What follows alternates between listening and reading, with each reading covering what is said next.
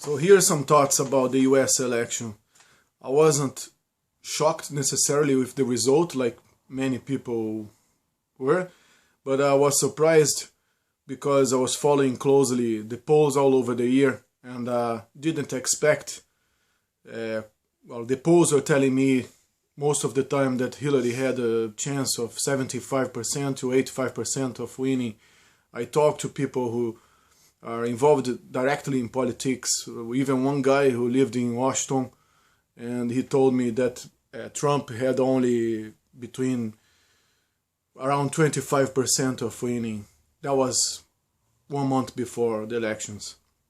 Well, it didn't happen, and like I said, I wasn't shocked mainly because I see the frustration in general all over the world. There's a frustration with the system, there's a frustration with the establishment. Hillary represents exactly the continuation of this, but people don't understand that Trump is pretty much the same,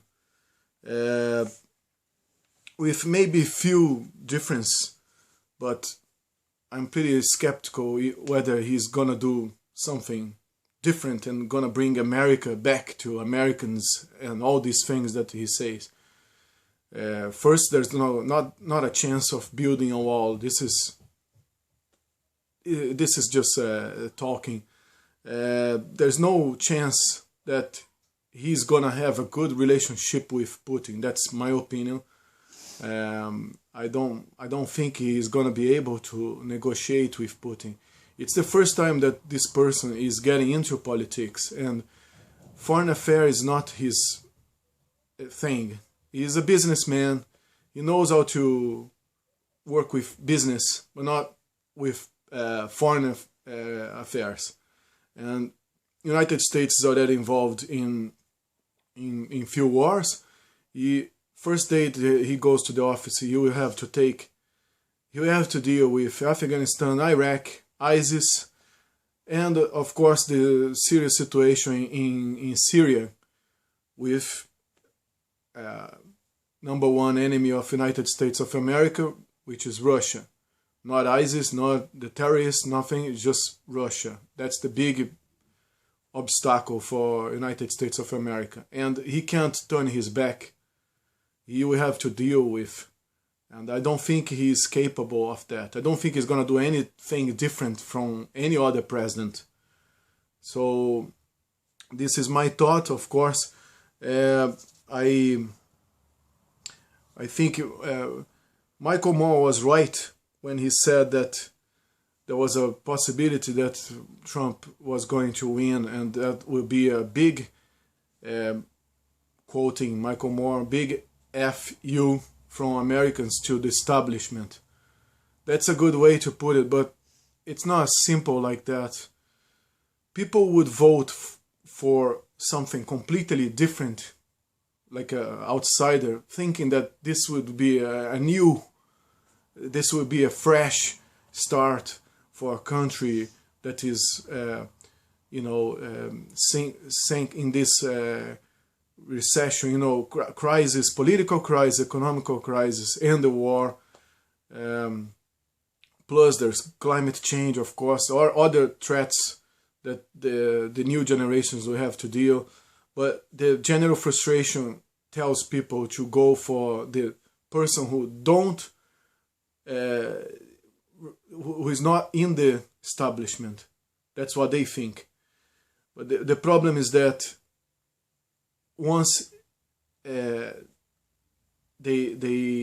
ignorance is bliss, but until they don't know anything, that's bliss. But once it hits their mind, it hits their lives, it hits their pockets, then they're gonna understand that it didn't make any difference.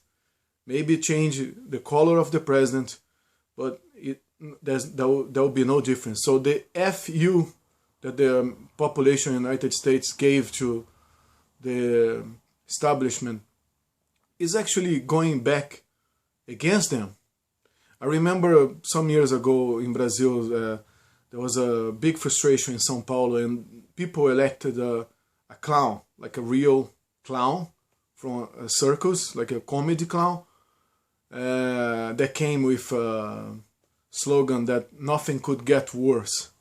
So vote for me, something like that. They elect this guy because they were angry, because they were frustrated. They thought it would be a great idea to elect a clown. But it came out that the clown was pretty much the same of others. And worse, because this clown brought with him indirectly many other deputies who would never get elected if they were candidates. So it's like the electoral system in Brazil. It gives you a possibility of bringing other people on board if you get enough votes, even if they don't get many, enough to be in the House. So Trump will have to deal with a split Congress, well, majority Republicans and in the Senate as well. But he will have problems to pass bills anyway. He will face a country that is divided. You have to remember that most people voted for Hillary as well, which is something that I don't understand about the electoral college in the US. I don't think it's democratic at all. If you get most votes, that's it. You should be the president, not by electoral college. So the other thing that I want to say is more like a positive side of all this. You have to remember that Sanders was leading all the polls in a hypothetical scenario against Trump. He was by far the favorite candidate for the people. Unfortunately, the DNC mafia didn't let him go through. But that was a good thing on the other hand, because if Sanders went through, he would not be able to do half of what he was proposing. And his ideas, in my opinion, were good, but he wouldn't be able to pass many of the plans that he had.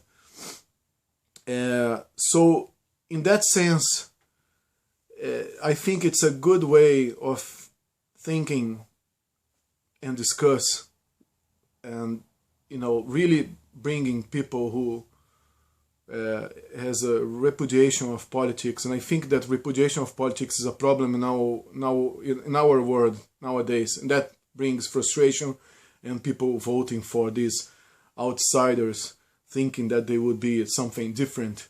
But I do think that it's a good opportunity for dialogue and for resistance. I do believe that the Occupy movement, which gave a pretty strong message back some years ago to Wall Street, it's a great opportunity for them to come back stronger and bigger, and spread across the country and maybe some other place around the world. So it's important to understand that elections don't change anything, but resistance, occupation do.